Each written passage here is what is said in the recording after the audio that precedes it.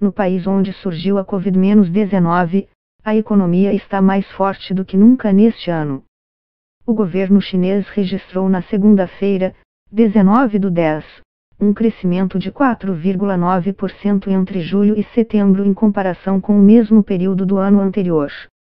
Embora seja inferior aos 5,2% esperados pelos analistas, esse número coloca a segunda maior economia do mundo na vanguarda da recuperação mundial em termos do Produto Interno Bruto, PIB, a soma de riquezas produzidas por um país. No início de 2020, quando começou a pandemia, o crescimento chinês caiu acentuadamente e encerrou o primeiro trimestre com uma contração de 6,8%. O fechamento de fábricas e plantas industriais em todo o país foi um grande golpe para o gigante asiático, que, pela primeira vez, teve números trimestrais negativos desde 1992. Nas últimas 2 décadas, o país experimentou uma taxa média de crescimento econômico anual de cerca de 9%, embora o ritmo venha diminuindo gradualmente. 4 pilares podem explicar a recuperação da China neste ano. Confira. Os principais números do crescimento econômico divulgados sugerem que a recuperação da China está se acelerando, embora os especialistas muitas vezes questionem a precisão de seus dados. Não acho que o número exibido esteja errado, diz Iris Pang, economista-chefe para a China do banco holandês ING em Hong Kong. A criação de empregos na China é bastante estável, o que gera mais consumo. Mas um dos principais números de setembro mostra que há uma forte recuperação das exportações de 9,9%, enquanto as importações aumentaram 13,2% em relação ao mesmo mês de 2019. A China continua no caminho da recuperação impulsionada por uma recuperação nas exportações, diz Yoshiki Yoshimamine, economista-chefe do Daiichi Life Research Institute, em Tóquio, no Japão. Embora a pandemia da Covid-19 tenha prejudicado as metas de crescimento neste ano, especialistas observam que a guerra comercial entre a China e os Estados Unidos ainda não foi resolvida. Embora o crescimento de 4,9% esteja um pouco abaixo de algumas projeções, a produção industrial, um bom termômetro da atividade controlada pelo Estado, superou as expectativas, diz Brandt.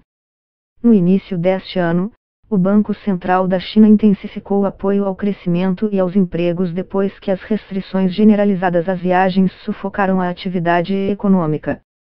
O governo chinês também injetou recursos na economia por meio de um pacote de estímulos fiscais. Uma importante fonte de financiamento virá dos bônus especiais do governo local, que foi de 561 bilhões de dólares, disse a agência de classificação de risco Fitch, que afirma que isso triplica os recursos para projetos de infraestrutura.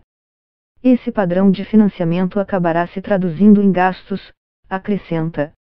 O primeiro-ministro, Li Keqiang, alertou no início de outubro que a China precisa fazer grandes esforços para atingir suas metas econômicas anuais. Os governantes do Partido Comunista da China queriam ver um aumento na oferta de produtos, mas as vendas no varejo foram mais lentas do que o previsto, explica Brandt. No período abril-junho, o setor de serviços já apresentava uma recuperação sustentada que se consolidou entre julho e setembro.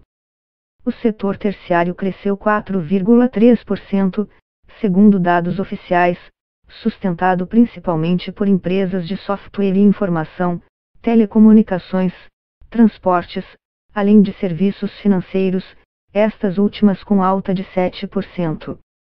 Analistas observam que a China, sendo o primeiro país a entrar na pandemia, também se recuperou dela muito antes das economias ocidentais, que estão vendo novas ondas de infecções e subsequentes restrições às atividades econômicas. A economia da China também está a caminho de obter um impulso com a chamada Semana Dourada, um feriado anual em outubro durante o qual milhões de pessoas viajam.